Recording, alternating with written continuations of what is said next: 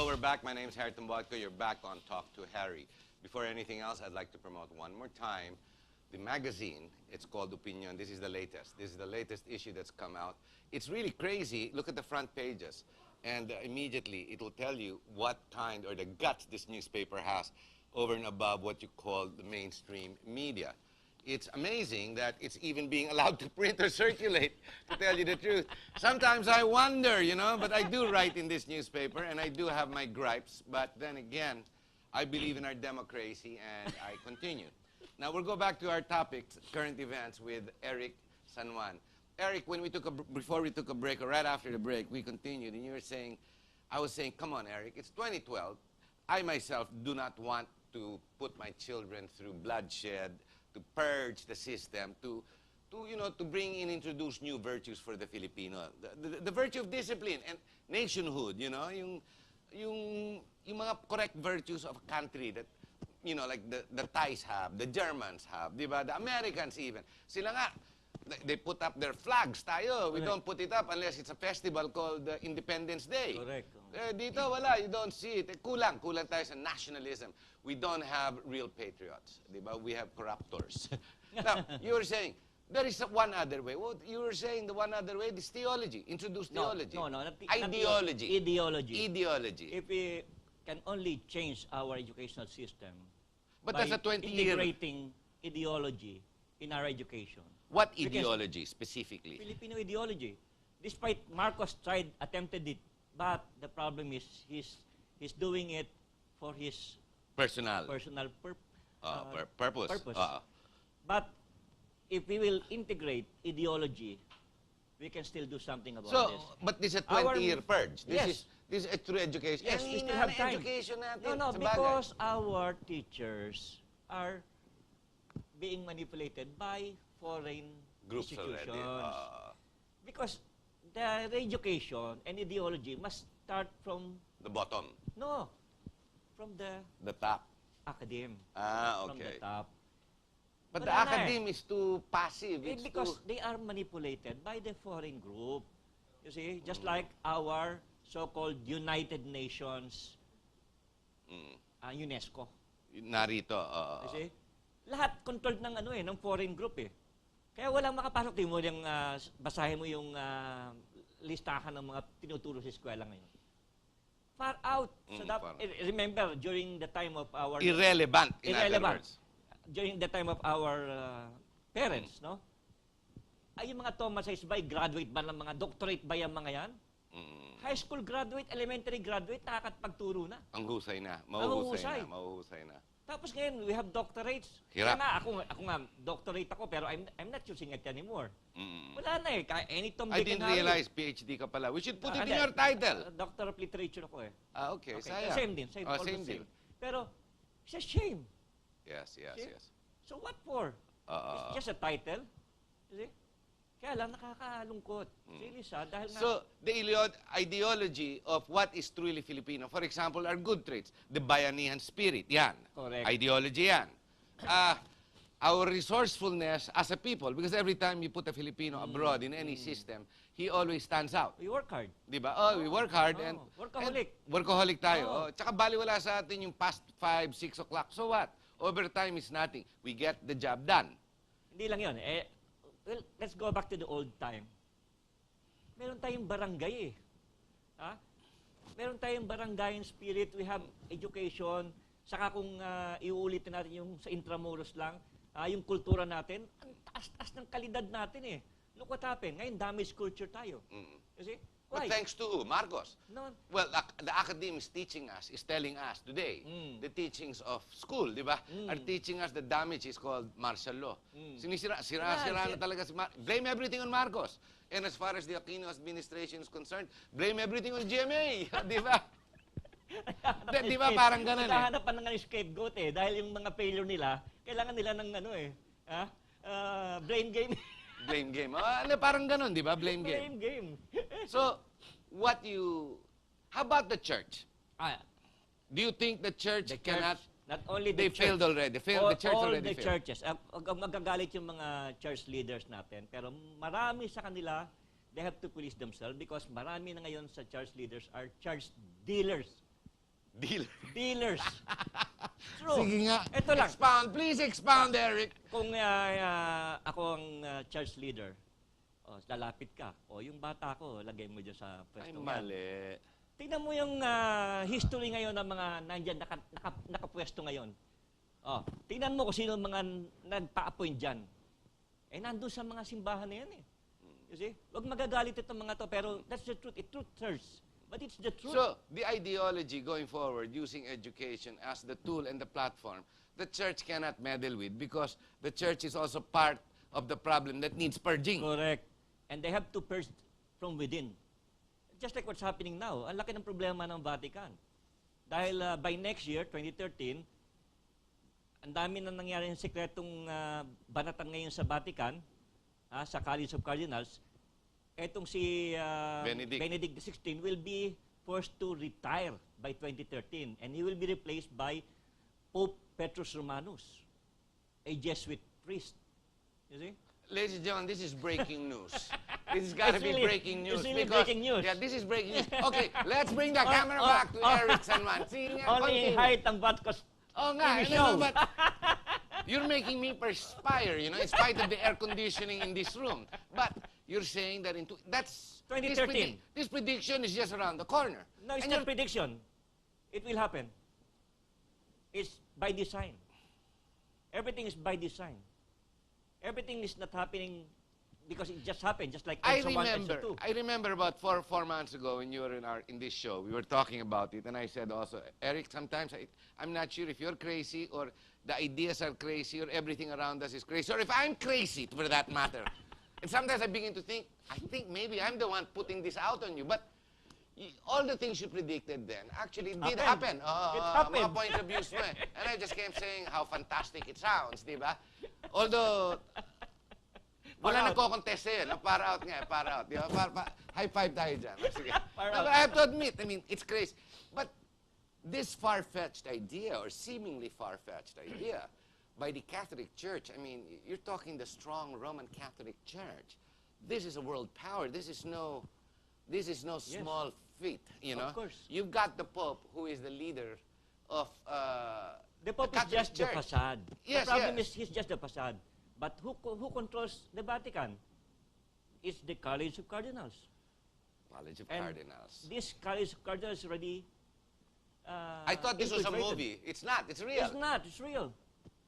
What you see in the movie is actually a modified version of what's really happening inside the Vatican. I was of the impression that the world was being led and manipulated by bankers and financial institutions. And the military-industrial complex. The military-industrial complex is a consequence of money and how money flows. Correct. And how people are being subjugated by different points of views. Correct. And media is the platform, unwittingly or wittingly. Sometimes they may be part of it, but many times they're not even that headstrong. Really part of it. They're part of it. Yes, and they're manipulating everybody in the world. Correct. So the rich and the very, very rich will get even richer and become more elite. The super elite. I was watching just last night the movie called Terminator, and Skynet being the cyborg whatever, and they're going to control the humans. This is the same prediction you're making now, except that the cyborgs or Skynet, which was the fictitious portion of the Terminator 2 movie, is what you call the financial institutions, correct? Correct. So they're the same. It's the same banana. Actually, all these movies are actually it's not a prediction. So parang Men in Black, long-term plan. It's real. It's real. So it's a mind game, mind programming of the people to accept this. Putting it inside our subliminal mind. Para maintindihan na natin. Para pag dumating yan, just like yung mga zombies, yung mga horror movies.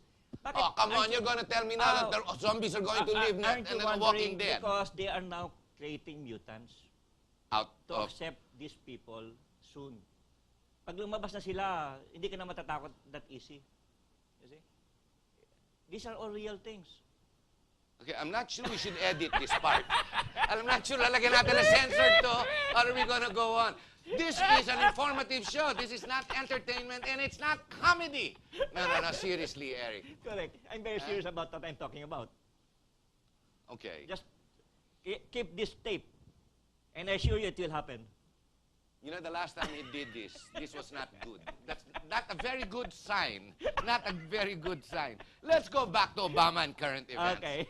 He's now in Asia. Okay.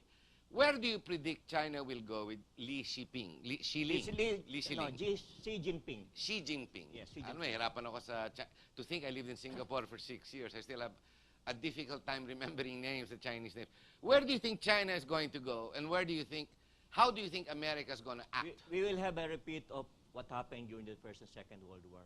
The super elites will connive to protect themselves, to save themselves. So tama tayo. Hindi. Collateral damage tayo. Collateral damage tayo. And not only that, try to analyze what's happening now in China. Nakakagulo sila. Hindi lang. Internally. Aren't you wondering bakit ang dami natin dolyar ngayon? Ang dami nga. Sobra. Ha? Yan ba OFW yan? No. The money is coming from China. Yung mga magnanakaw doon sa China, linalabas na. nilabas na not only here in the Philippines but worldwide. Kaya ngayon ang dami-dami. Saka tumaming lang itong si Titanko dahil he has been keeping dollars for so long. Kaya ngayon good na good siya eh. Aren't you wondering why he's been receiving so many awards from IMF, World Bank, and other financial institutions? Dahil yes, master siya. Good boy. Good boy. Saka yung timing ng pagpasok dito. Follow lang. Sunod ka lang. Follow, yes, master. And accept the dollars that are being Good taken boy out sa of China. mga puppet masters. You see? That was the reason okay siya. Kita mo, he received several awards in Japan. Well, he was renewed. His position was renewed. First one to have even that, without reaching the deadline of his position, di ba? Because the globalist needs a continuity of the program. Regardless of the new president. Because kundi sasabog ang dolyar, matagal na dapat sumabog, na preempt. At tumiming lang na itong mga corruptors in China, nagtakbuhan na, dinala na yung mga pera nila sa abroad, including here. Iba-ibang bayan. Ito, ang dami-daming mga building dito. Ang dami no nga takers. Ang dami nga eh. Sana kung sa Maynila lang. It's everywhere. Nationwide. Nakakagulat. Sa Miski no takers, nung walang tao, no okay takers, lang. wala. Because meron silang agenda for this. Remember what happened before the Second World War? Dahil nga sa hirap ng pera ng buhay sa Japan, most of these people in Japan, nag-abroad. Dito, sa atin, marami. Magtataho, magbobote, lowly merchants, driver mo, mga hapon, driver mo sa bahay.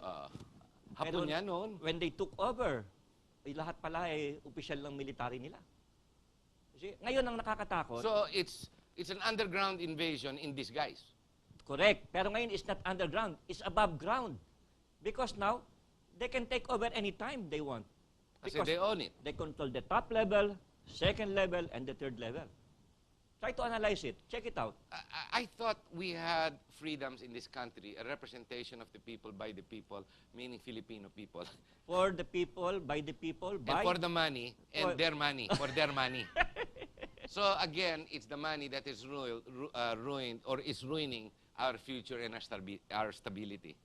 Pati yung ating mga underground operation dito, underworld, ang competitor, Chinese na. Chinese na. Pati gambling.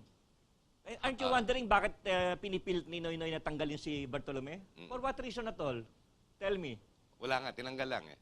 Medyo sekreto lang, pero may rason yan. May rason. It has a reason.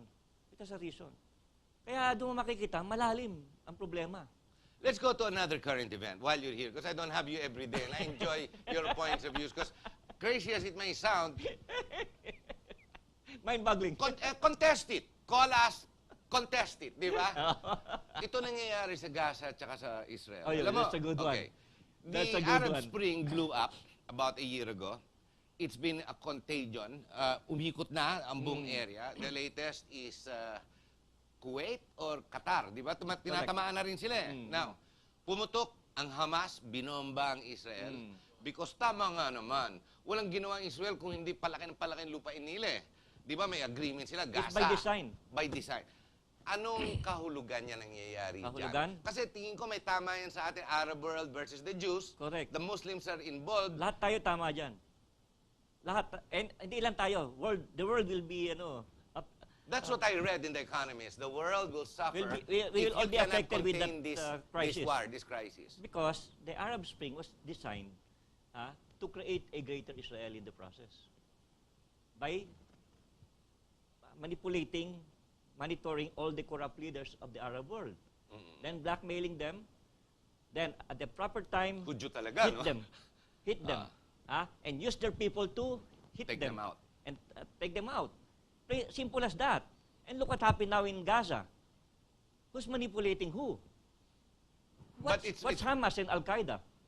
These are all state-sponsored terrorists. Yes. And who's Abbas? The head Abbas. of the Palestinian. Yes. He's a puppet. He's a puppet of the... Kaya kawawa yung mga Palestino without them knowing, tapos mababasa mo sa newspapers na Israel was hit by the Palestinians. Baliktad eh. Nagulat nga ako, baliktad eh. Who has the capability? Tell me. Israel. Israel. Okay. By doing that, what's next? They've been trying to destroy the Dome of the Rock.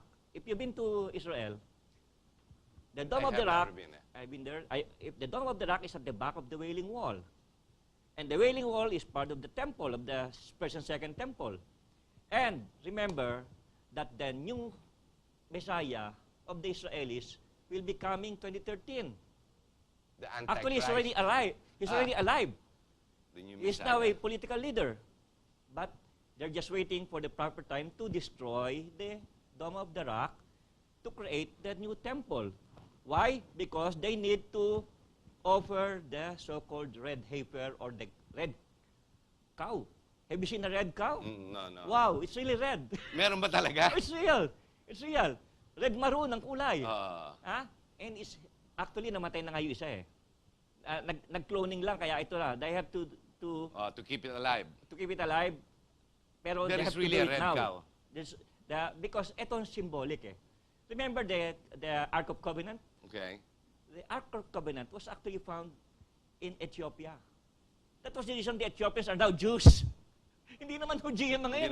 Hindi naman Hudyo. Kaya nga nag-aaway yung Ethiopians and Eritreans. If you've been there, you will see the actual picture and the real story about these things. Pero bakit nila kailangan gawing Hudyo yung Ethiopians? Because kinuha nila yung Ark of Covenant. Ang Ark of Covenant will be the justification that they are the real people of God. Not us. Okay, we're at the top of the hour. We're going to have to break this show. A very quick message to our viewers, Eric. Very quick We have to be vigilant. We have to read between the lines. Kasi wala nang totoo eh. Even our newspapers, kahit na tayo dialista pareho, mahirap mag-rely. Use your instinct. Plus, preserve your family. Thank you and good night. Well, ladies and gentlemen, there you are. Is it entertainment? Is it reality? Is it a reality show? You know what it's called? It's called Talk to Harry. Maraming salamat po and good night.